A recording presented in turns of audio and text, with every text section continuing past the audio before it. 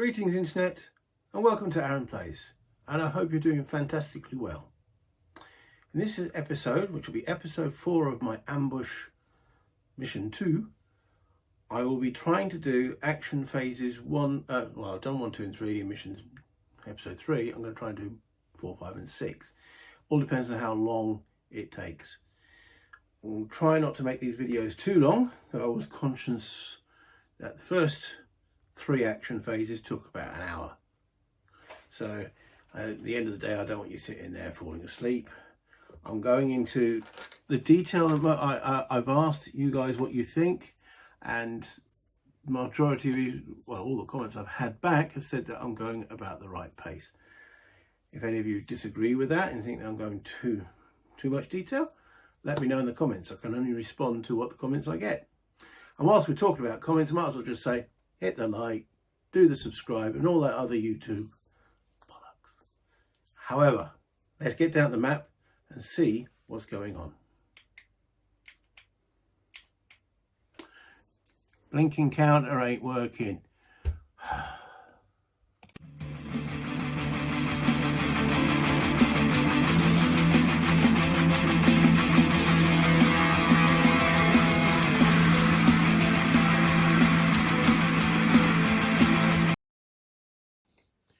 Well, it don't look like my clipper wants to work. Just changed that battery and it's still not working. Anyway, let's have a brief recap, excuse the French there, on what's happening. As I said, this is mission 2. I've done the first 3 action phases. We had 1 German activated over here. We've given him the call of Niemann, and we have our fire team here are hiding from him, and my assault stroke scouting team moving through these woods here. The aim, if you remember my original plan, was to come through, cross the stream over here, enter these woods, probably take out that building, then maybe look at the church which is sitting there, and then take over the rest of the town as we go. I want to avoid this sniper. Hopefully I can come this way. I have no idea obviously what's in the rest of the village. The fire team provide firing support over to this side. I'm starting to think that might be worthwhile now bringing them over to this side of the board and then actually providing fire support as the assault team goes across into here with fire support from here, again staying away from that sniper. I don't know how long the sniper will be on the board. I mean, it would, and if they stay active until I actually deal with them, I'll find that out as I go. Okay, so we are about to begin action round 4, and I'm using my little cheat sheet. So US awareness, everyone's aware. Event phase. So roll the dice. We've rolled a 9 plus 7 equaling 16. It's interesting. I think that was the example I gave in the rules deep dive. Anyway, so let's see. We're at 9 and 7. We're on condition 2, and we go to RE16, and it's telling me to look at S126. But as we've already had sighting 2, I can ignore that. Just double and check. Yes, we've had sighting 2, so yes, I can ignore that. Okay. The next up is the action phase, where I roll for initiative. And on this, the US have rolled a 0, and the Germans have rolled a 2. Okay, so with that, let's have a look at what we're doing over here. Dice tile providing a nice bit of shadow. So we're looking at German 2, which gives them the initiative, or the advantage as we look at it on here. And we'll do the German first. A little German on a 2. Where is 2? Actually only gives him 1 action. Okay. Right, so Ambrose on a 0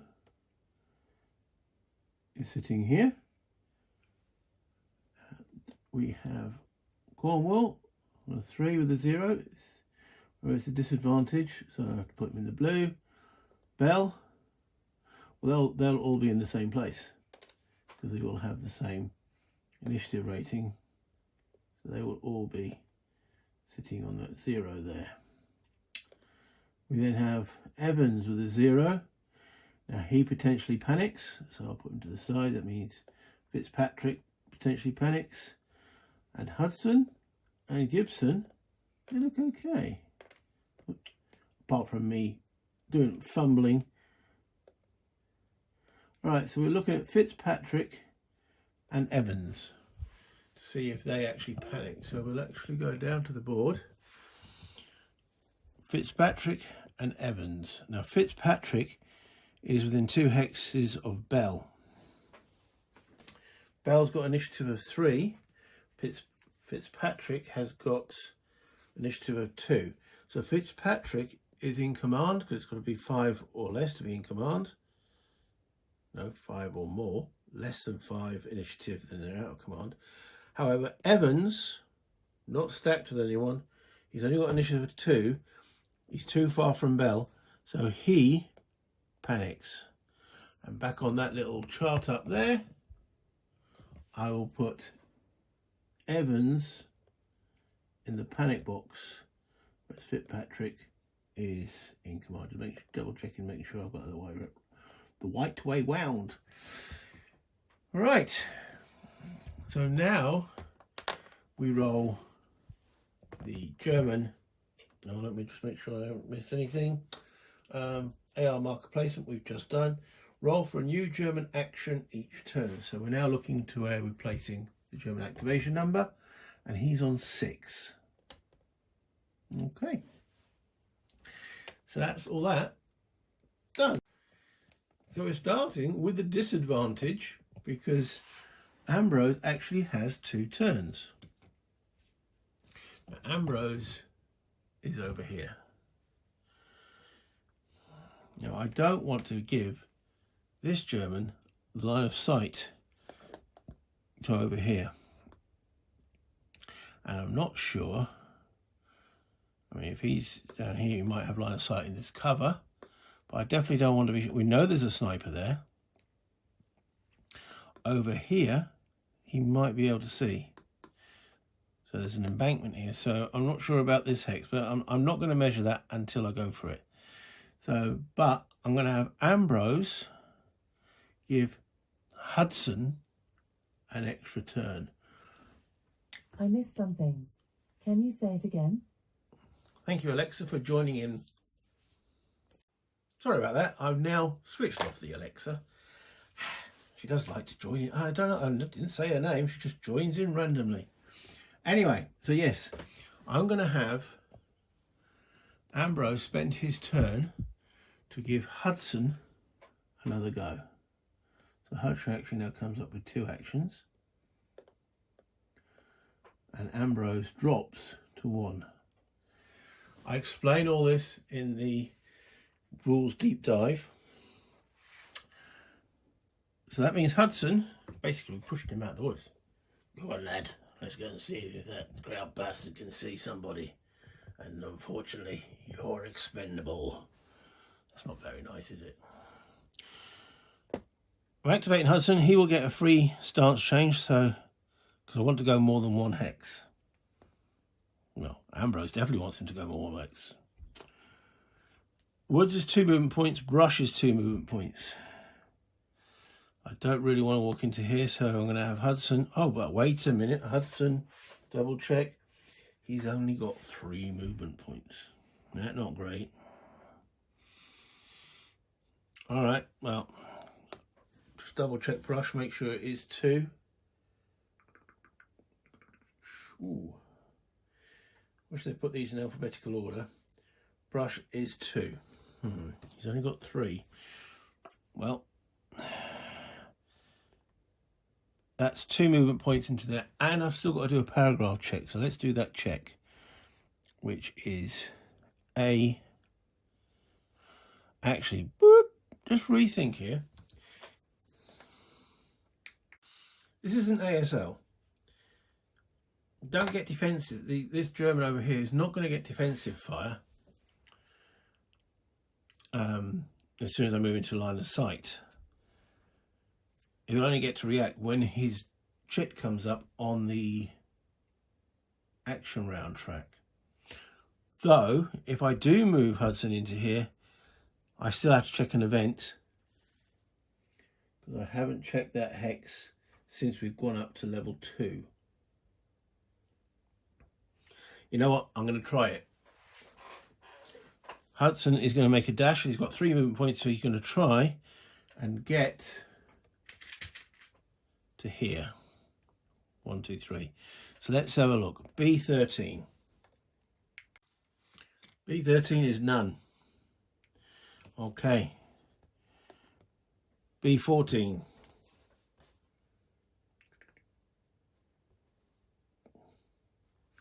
Is also none.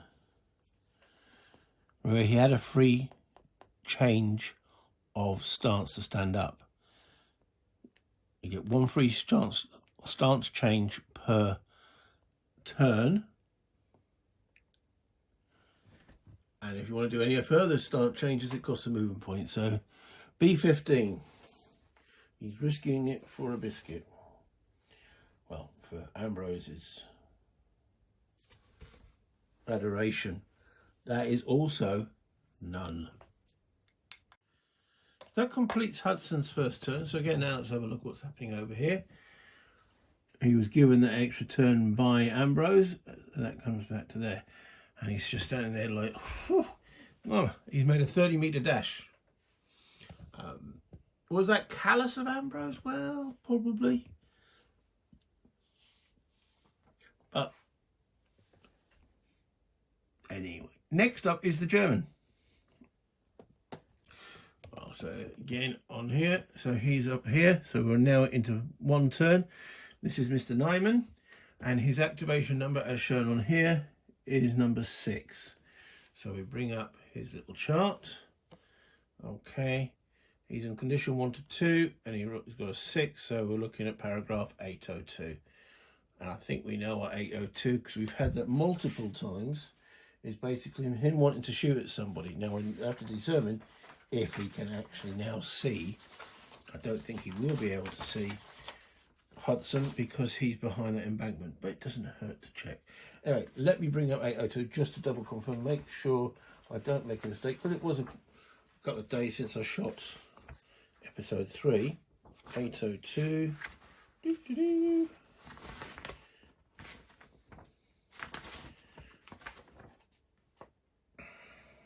Crouch. He's already crouching.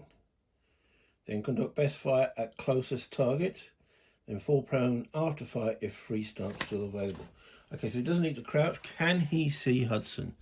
So I'm using my... Oh, you guys want to see all of it. You don't want to see just part of it. There we go. So let's see. No, it's crossing that embankment. If the embankment wasn't there, then he would see him.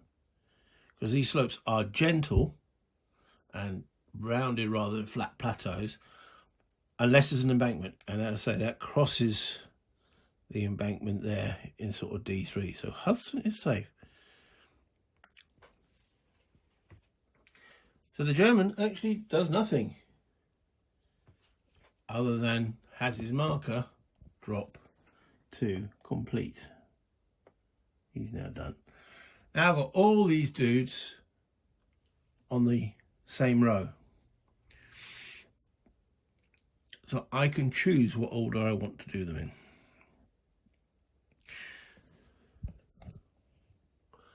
I want to see how far Hudson can actually get. So I don't want to potentially have this building active, but if I come here, someone in that building, even though it's lower down, can see here. So this is where it's a little bit risky. But Hudson, Ambrose saying, carry on, lad, carry on. So Hudson will go into B16. Have I looked at B16 since? No, we looked at that when it was condition 1. Condition 2 might have slightly different things going on. B16. Ooh, it does. It says S1 100. I haven't had sighting 1 yet. So let's have a look at what S1 says. 100. Roll 1 die. 0 to 8, no effect. Roll a 3. Says no effect. Place an event marker. That's just a bit of stretch. Place an event marker. That means until that condition changes, that will remain the same. So that's Hudson's first movement point. Okay. We'll now try. Oh, I'll take a note of that. That's B16.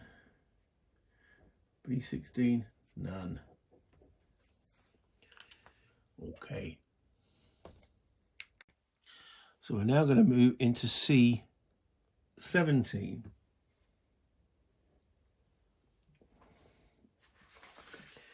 Let's have a look, see if anything happens then.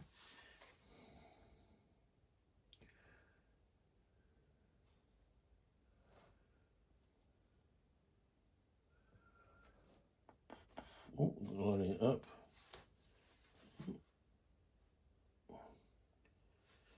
It looks like it's the same. Yeah, let's double check. S100, B17, C17.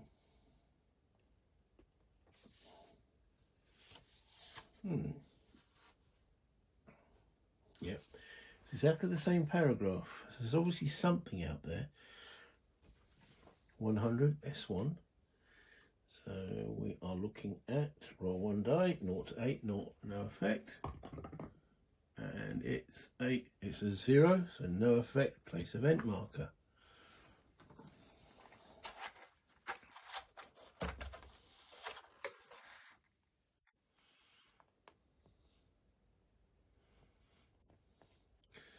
And that's 2 movement points. Now, he hasn't had his free stance change yet. And to move into brush is 2 movement points. He hasn't got 2 movement points remaining, so he's actually going to say that's it. And he finishes his turn and he goes into a crouch. And I move him from the 1 turn space down to the completed. So that's good old Hudson. Okay. Who to go next?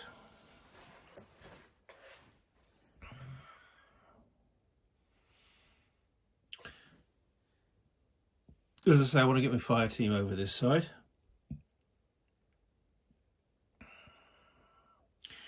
But I also got to make sure, because Hudson is one of the fragile dudes, I want to bring back Bell.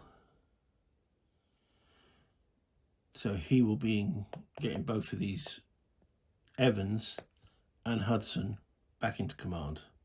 Even though Hudson is part of the different fire team. Now, Bell, he's standing at the present moment. He has been in F17. We know there's none in there, so under this condition, so he's going back in there for 2 movement points, 4 movement points, and then does his free change into a crouch. Because he has got 4 movement, whereas Hudson's only got 3. And that's Bell done, so that's him drop down to the complete.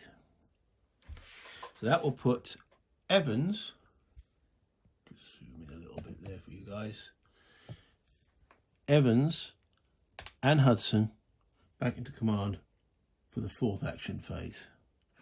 5th action phase, which will be next. We're actually in the 4th action phase at present. That does mean I don't want these guys to be going too, well, I don't really want them going anywhere to putting them out of command. So I'm just going to move Fitzpatrick. I'm going to do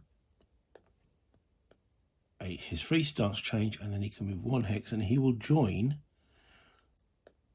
Cornwall in this hex here. So I don't need to check the paragraph because we've already done it. And Cornwall, I will just do a change crouch. I know I'm being extremely cautious, but this is all caused by mission 1, where I moved 3 hexes onto the board and I got shot and one guy was incapacitated. So, and as this is a campaign, I am being very cautious with my dudes. So that's Cornwall done. He's now gone to completed, and Fitzpatrick goes to completed. So yeah, if you're expecting a wham bam, it ain't going to be in this game. Not yet, anyway. Okay, so that just leaves these guys over here.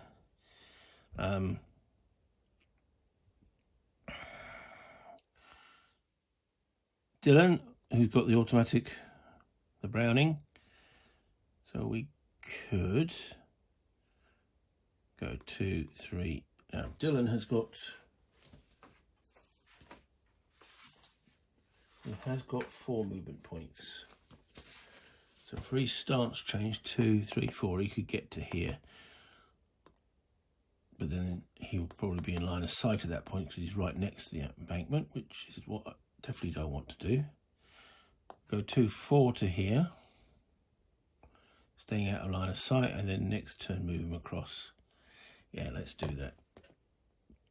So Dylan changes from a crouch to a stand,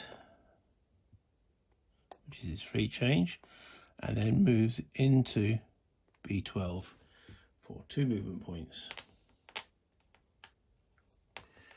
Okay, B12 on this, I have checked already on condition 2, there's nothing there. 2,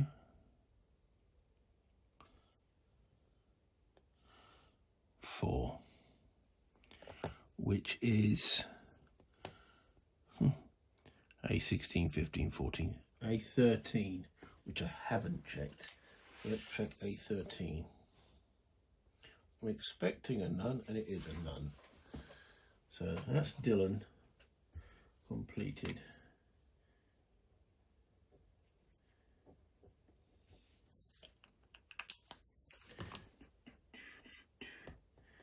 Okay. Then Gibson. Gibson has got 3 movement points. So I'm just going to low crawl him. That's an ASL term for you. I'm just going to remain crouched and go to B12, getting ready to make that Hudson dash next round. B12, we know is none. And we will do the same with Ambrose. Again, we're getting ready for the Hudson dash next round. And that's Gibson done. Ambrose done. So if we're looking out at the chart, everyone's complete apart from Evans. Remember, Evans panicked. So for the entire round, he just sat there doing absolutely diddle. And now he falls to the ground, prone. At which point I move his counter into the complete box. And that should complete. Hold on, bits of paper everywhere. Yeah. One of the sides, right? Let me just give you a little thing on it. Okay, so we have, let's zoom out a little bit. So, yeah, rules. So we've got the rules, we have the charts, we have the paragraphs, we have my squad, we have the paragraph sheets, we have the cheat sheet. On this side, oh, they've got the cards we haven't brought in yet, the actual box with the counters, dice tower, the notes where I'm writing down each paragraph, and pens, dice, you name it, it's all around here. And then the German card, who's actually activated so far. This little dice, good old Avalon Hill dice, is when I'm tracking how much movement points a unit has expended. So you've now seen everything. Let's begin action round 5. And the first thing we do here now, because we don't have to worry about awareness, is the random event. So we'll drop the 2 dice. In the tower we've got a 6 plus a 9, 15. So we look at the random event table, which is the RE column right at the end on the condition sheet, and we put the RE next to the 15, and it says 009, so I've got to read the paragraph 009.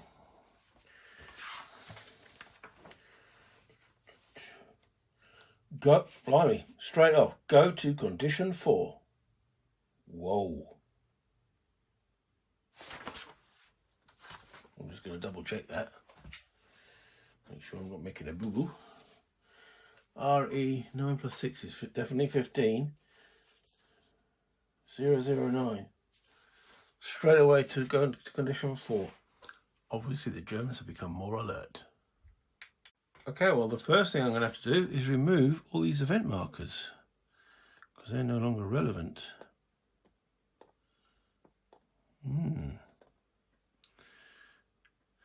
Okay, next thing I need to do is change my condition 2 sheet. Do not even look at condition 3. I turn that over to condition 4. And I slot that back in the paragraph mission cartridge viewing sleeve. Next thing I need to do is change on here the condition. Now, we do not, and we never will, get to condition 3. We go straight to condition 4, as denoted by that paragraph. So I'll circle 3 and now circle 4. Okay. The next thing we do is we've got to do a roll for each, or sorry, not a roll, a paragraph check for each of these hexes, starting with, can't remember if it's the highest or the lowest number. Let me check. Beginning with the lowest numbered hex. So we've got a B13, a B12, 16, 15, 14, 13. So it's going to be this hex first, B12. So we'll see if they've now seen something because the condition has changed. So we're looking at B12.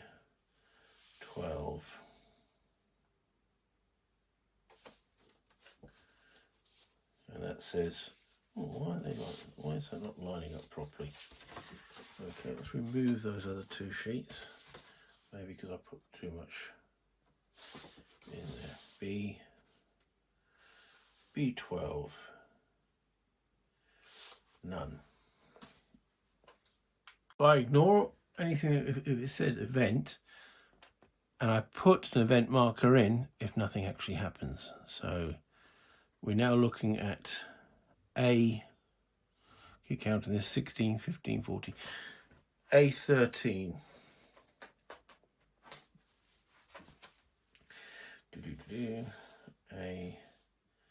A13 says event. I ignore an event.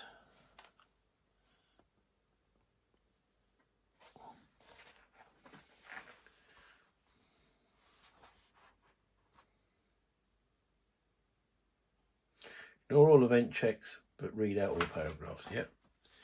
And then put an event marker in there. Okay. C17. That's the next lower, yeah, C17.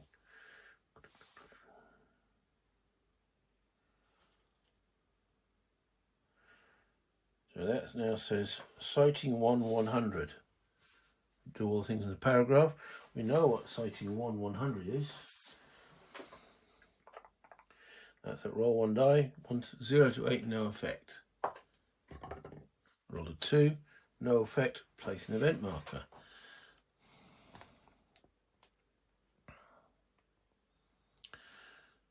E18 And yeah, so E18.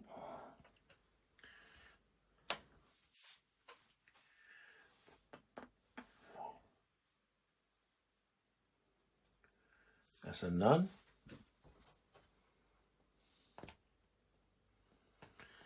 And then finally, well, no, it's not finally. We've got this guy, and then we've got the prone dude. Okay, so we're looking at FG 17G 18.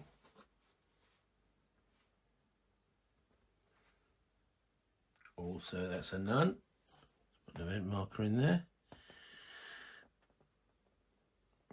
And then the prone guy, 17, 18, he's in 19, and it's F. F19.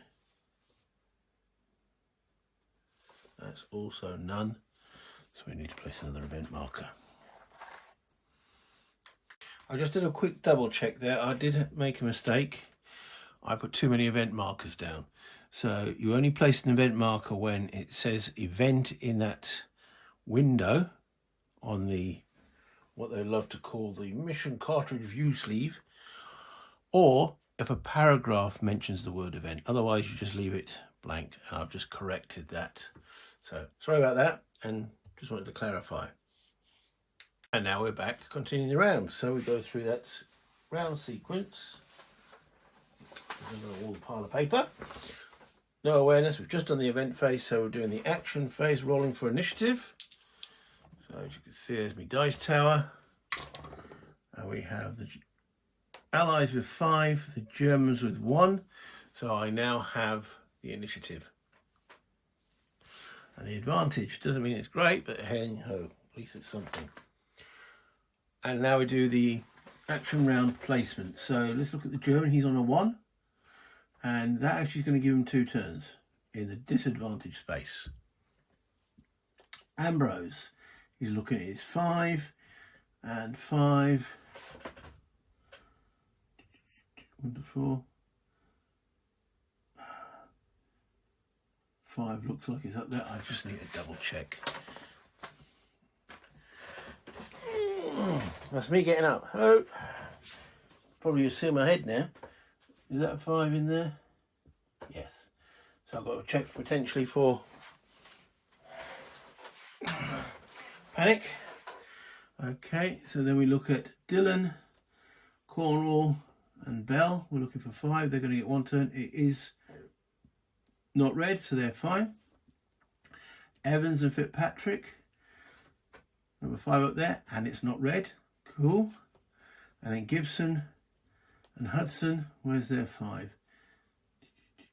That's in the middle there. Yeah, that's red.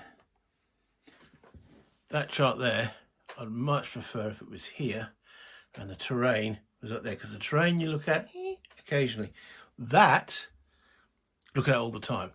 I'm probably going to photocopy that at some point and actually bring that down here, because looking at those little numbers with my eyes, not a good idea. It hurts. Okay, so look, let's have a look at these two. Ambrose is,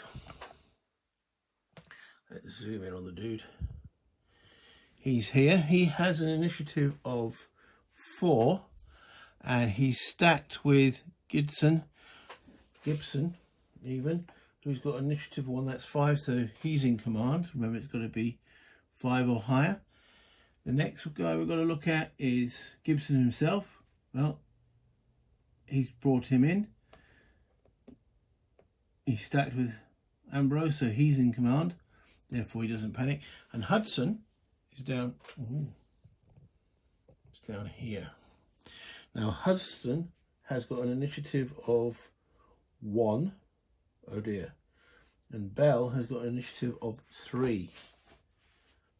That's unfortunate. So Hudson panics because that's only 4. Didn't think about that, did you, Mr. Sibley? No. So Hudson, let me just zoom out a little bit.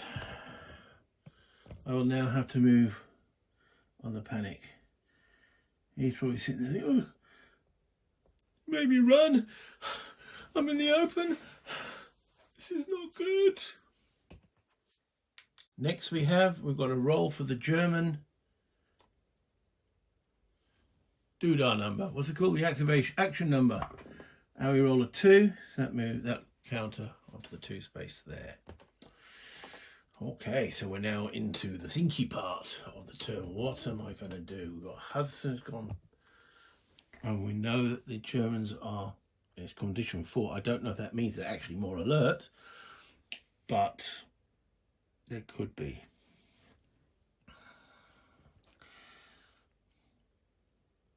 So we know Bell by himself is not going to get Hudson going. We need to get Ambrose across this area.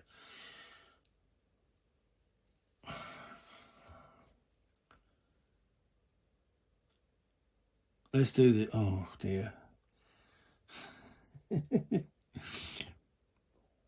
He's not crouched, he comes out of his crouch.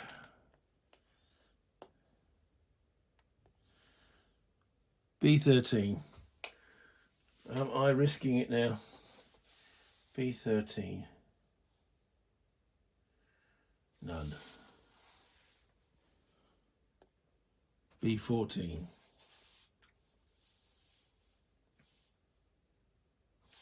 None. B15.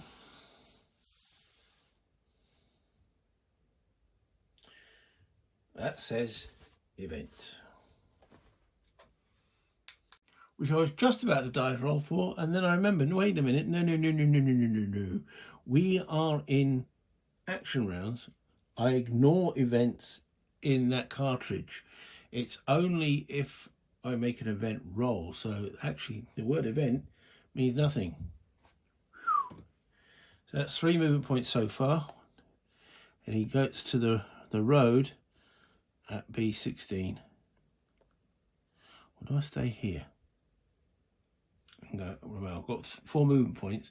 If I spend another movement point, I can go into a crouch. I actually prefer to do that.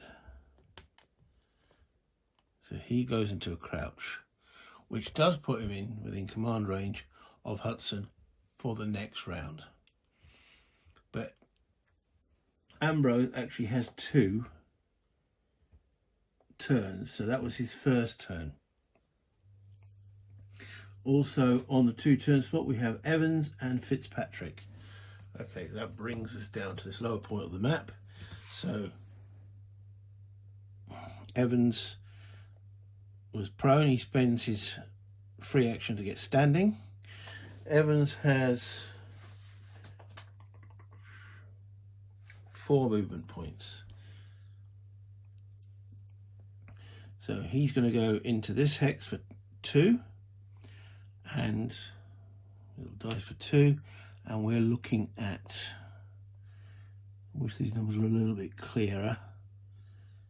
So that's G13, no, that's 17, 18, G19.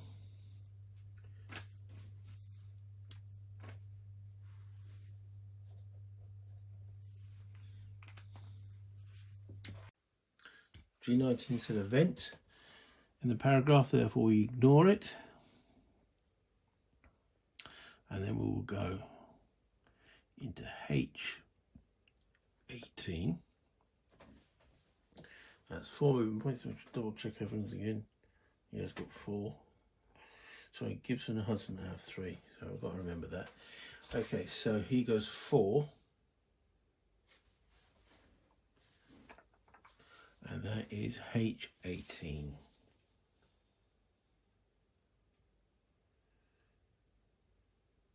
Again, it's an event, and I ignore it.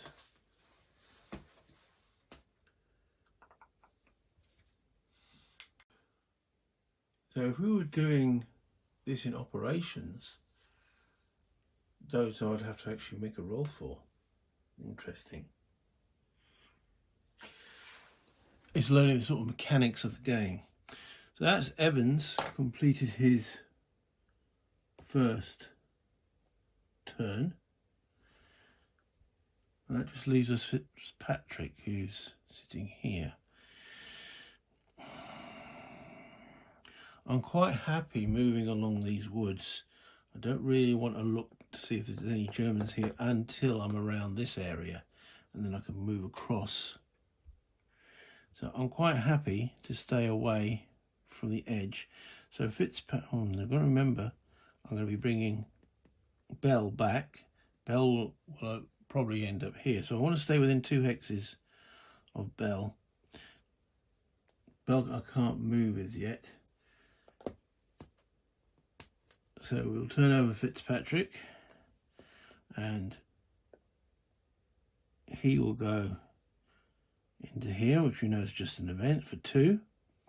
And then we'll go into I-17, 18, I-19. Boom, boom, boom. I-19. Which again is just saying event.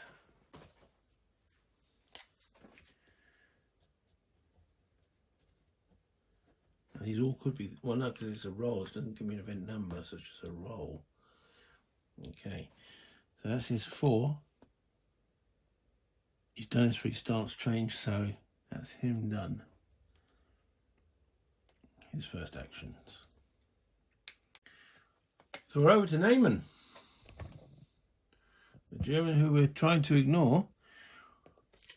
This is his first turn. We know he's looking at number 2. Let's see, because the conditions changed, if he's actually changed. So we're looking at, should I bring that up? There we go. All right, so we're looking at 3 to 4 now on his condition chart, and he rolled a 2. So we're looking at 9, 5, 4. Bring the paragraph up. Yeah, there's a lot of paperwork for this game, but it rewards it. 9, 5, 4. Crouch and conduct best fire. Fall prone after fire if 3 stance change available. If target is in sight from the east window, put special reaction A into effect. So he can't fire. There's no, well, I'll just double check. I suppose it doesn't hurt to double check. Has he got anyone to fire at? Remember the brush blocks, there's no line of sight there. No line of sight there either because of the crest line or embankment. No, none there. And again, all those embankment hexes here are blocking his line of sight. However, once I get over here, now there's an embankment crest lines here. So we're staying out of his sight. Hopefully he'll become bored and inactive. He knows that we're out there. He's always had no orders to move, so he's staying in position. He's got no one approaching him that he can see. So he's quite happy. Okay. So crouch, conduct best fire, can't do that. Fall prone after fire, he hasn't fired, so he doesn't fall prone. And if target is in sight of the east window, which there isn't. So that's his turn completed. Okay, which means I've got all my dudes to do again, then Naaman will go again, and when he goes again, I'll roll another activation turn for him. So, what am I doing here?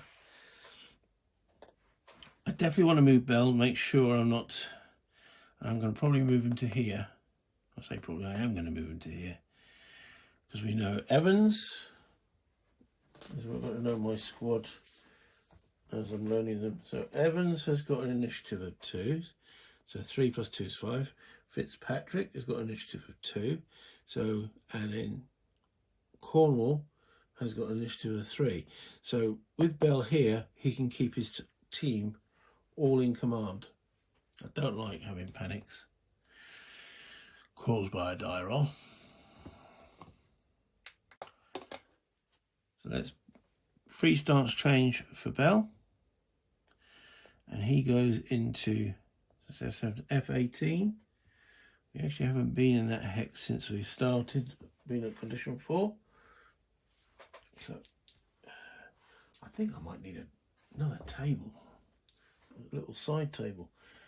Anyway, F17.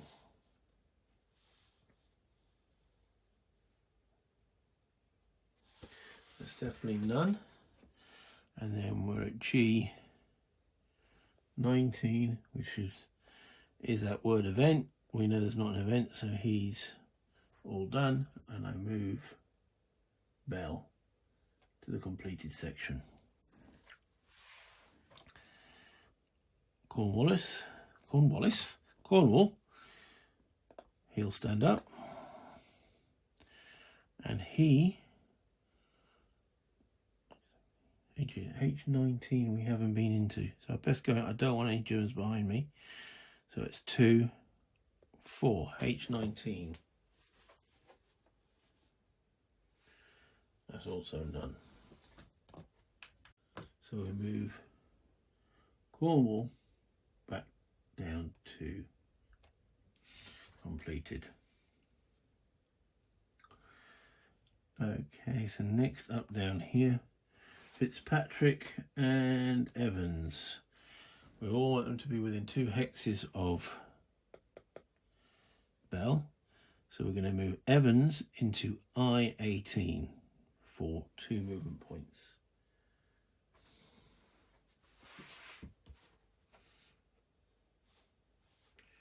I-18, that's a none. He hasn't had a free stance change yet. So we're going to move him now into J18. J18, that's 4 movement points. Also none. Got carried away there, didn't I? I've moved Bell. And I've moved him out of command range. Dear, oh dear. Now, Evans, that wasn't very clever, has got an initiative of 2. Fitzpatrick has got an initiative of 2. So the 2 of them combined don't have enough to be in 4, but I've already moved Bell. Oh well, hopefully next round we won't have a red number. So he will now do his stance change. Fitzpatrick, who I haven't had gone yet,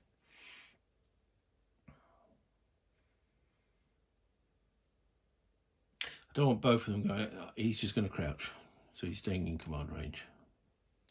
There we go. Don't compound the error.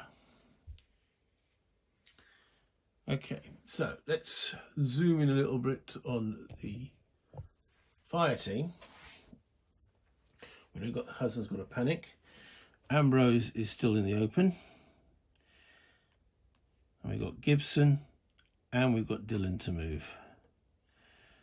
Gibson's got 3 movement points. So let's start moving him. B13.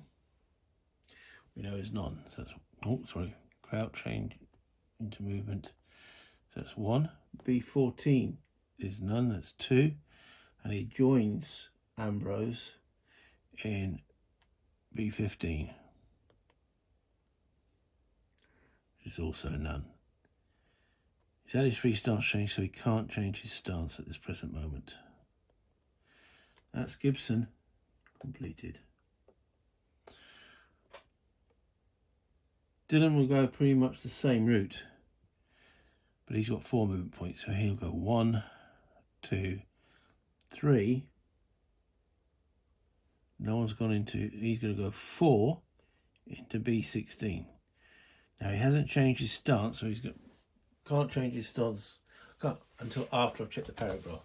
So it's B16.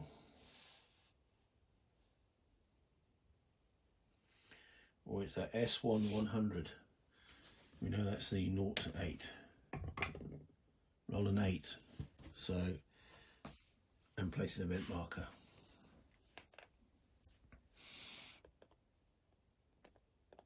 He hasn't seen anything, and he goes into a crouch.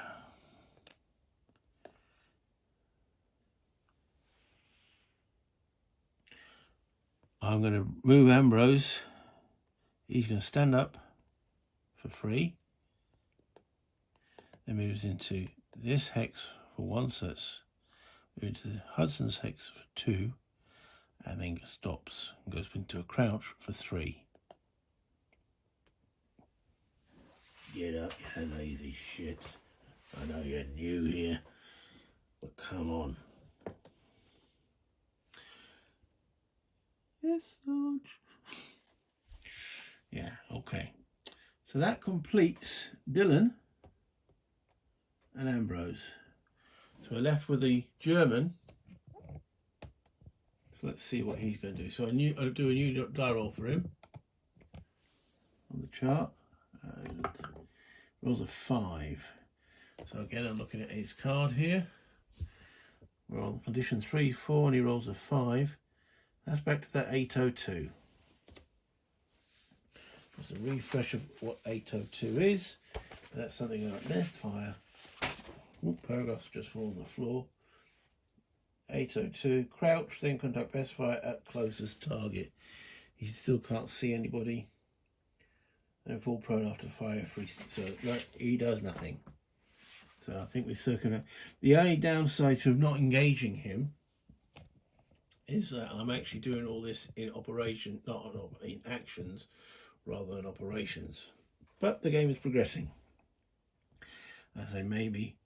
It doesn't seem like there's any option unless the conditions go really high that he will change his stance. As in he goes all quiet. I don't know. We shall see. So that just leaves me with good old Hudson.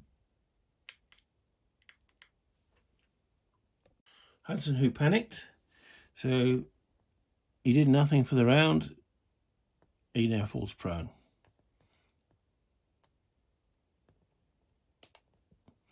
And he gets a word of gruff encouragement. Get up, you lazy shit. There's a gruff encouragement from Ambrose.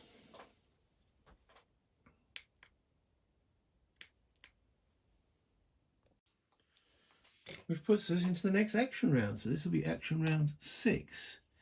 I am keeping track of these. I'm using little grey cubes to remind me how many action rounds. And this will be the last action round I do this turn. No, this episode.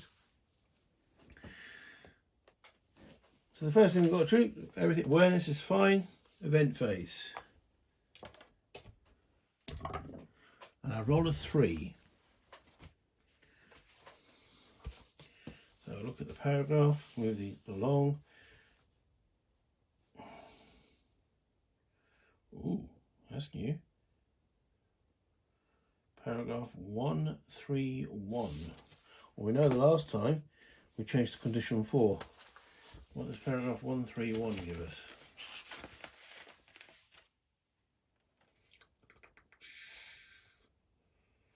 Ooh. One German weapon fired in the previous round is out of ammo. Nothing fired in the previous round. More than one German weapon has fired last round. Determine which one is out of ammo. Exception of machine gun if played. So, in other words, nothing happens. Okay. Because we didn't have a German fire last time because he's got no target. Interesting. Okay. Into the action phase, we have to roll initiative. So in this one, here we go. We have the Allies with 0 and the Germans with 5. So the Germans have the initiative. Okay. Yeah, 0 is 0. So again, we're now looking at this German here. They have the initiative, so we're looking on the yellow, and yellow with a 5. He's getting 2 turns. Hopefully 2 turns of not doing very much. Ambrose is on 0. Look at disadvantage. He's there. Getting 2 turns. These 3 chaps on the 0, they're there. They're with no. So they've got 1 turn yet. Sometimes, yes, I know tweezers are useful. Fingies are useful too. Okay. Right, so Fitzpatrick and Evans are on 0 there. So they're potentially panicking. We'll check there's no. I think one of them is going to panic because I moved one too far, didn't I? And Hudson and Gibson, they're okay. It's a white number. So, looking down here, Evans, too far from Bell, he panics. Knew it was going to bite me in the bum, and it did. Fitzpatrick, within 2 hexes of Bell, puts him in command. So Evans went too far and was like, I'm on my own. I'm on my own. He just said in a whisper though. Okay, now I've got to do the German number, activation number. It's a 7 this round. Okay, so looking at the chart over there, it is Neyman who goes first. Looking at his little bit of paper, we're on 4, he rolled a 7. We're back to 802. Good old 802. Yeah, I mean, he's on guard duty, isn't he? He's not really going to run around. He hasn't seen anything since. You might have thought that was just a bird, or so he crouches, then conducts best fire at closest target. No one in range or visibility. So in other words, he does nout. Okay, so we can move him down to here. Ambrose. That's the next guy to go. So let's what's Ambrose going to do?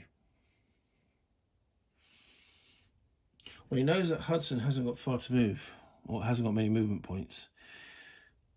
He's a bit slow, so he activates, so he uses his action to put Hudson up a bit, giving Hudson 2 actions. So Hudson will stand up as his free action. Whoops.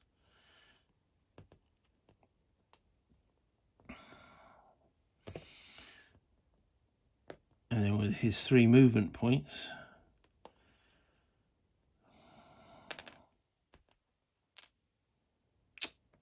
get right in a minute, go to the D17, which we need to check. We haven't been in there since the condition changed. D17. Okay, that's telling me to go to paragraph S1110. S1110. Roll a die, 0 to 8, no effect. 0 to 8, no effect. Place an event marker.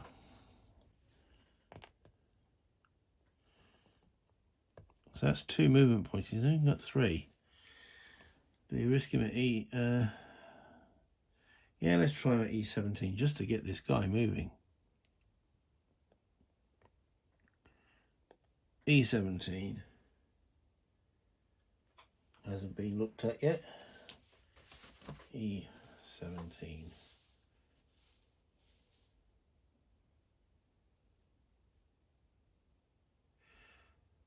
So we S1 again at paragraph 125.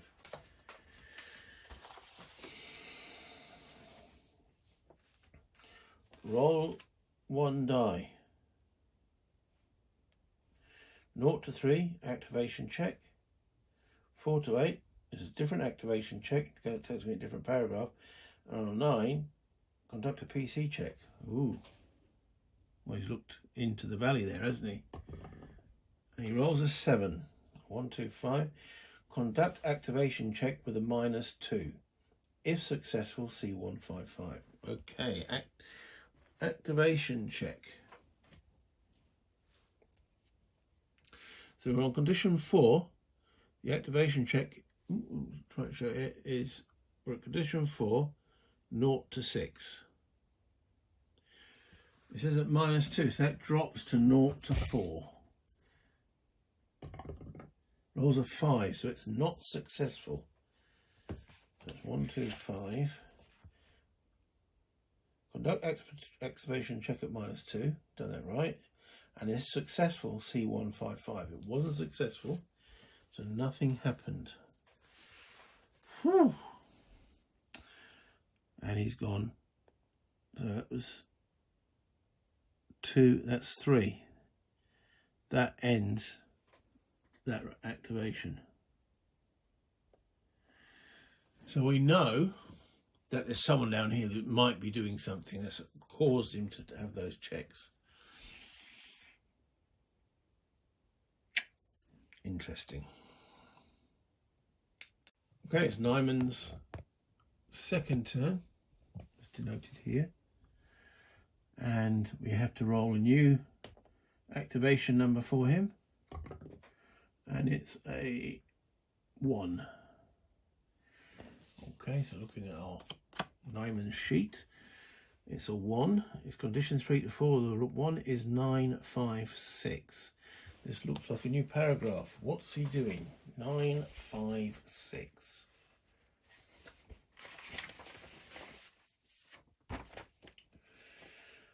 Oh, if German 10 active, C802.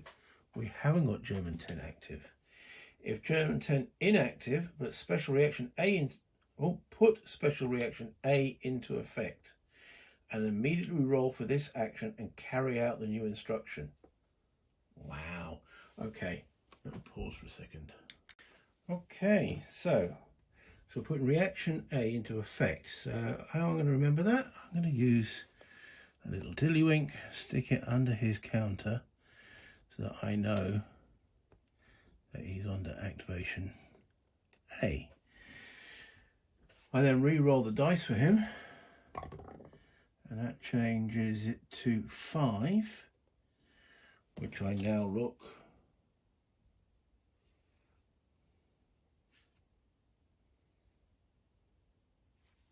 just double checking I haven't yet. 956 into effect, and immediately re-roll for his action and carry out the new instructions. So we're now looking at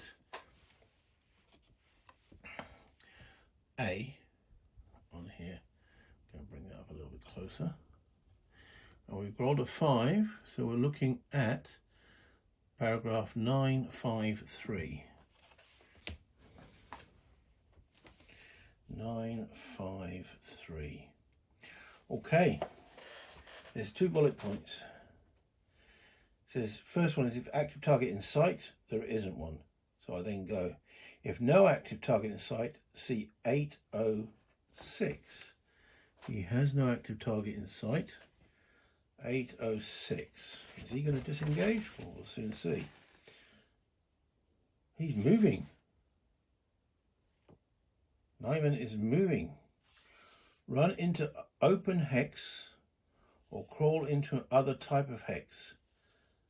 Stop moving and fall prone if free stance change available and out of sight of active US soldier. Right, okay. We have German movement. Nyman is on the... He's obviously decided that something else has happened. He's not loitering with intent. He's decided to be proactive. Okay, so how do we move a German? Okay, so I look at the hex he's in, and I refer on here. So it's K7's the hex he's in, and it's telling me he's moving, because I look at the red here, I ignore everything else there, telling me he's moving to L6. I look at L6, which is this hex here. That's open ground. So he moves, now, the actual instruction that was given to him, 806, run into an open hex, crawl into any other type of terrain. This is an open hex, so he has to do a free stance change, and then he moves into that hex there.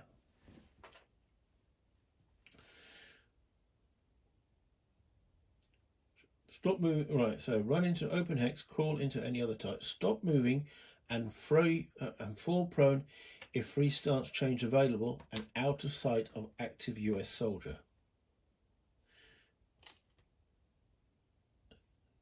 Doesn't say he carries on moving, does it?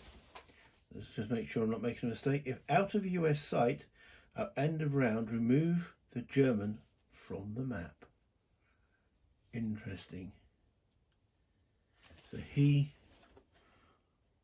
falls prone there. So if I stay out of line of sight, he'll be removed from the map. And we will go back into operations. I suppose that's what I was hoping for, wasn't it? Okay. And that's Naiman complete. Which then brings me to all my guys.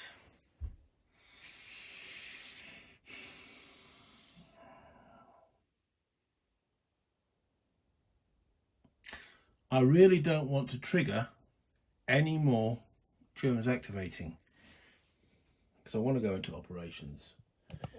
So at this point, we look at my guys. Do I actually want to stop at this point, not move any further, and go into operations? We know that German's there. If I don't move, I won't activate anymore.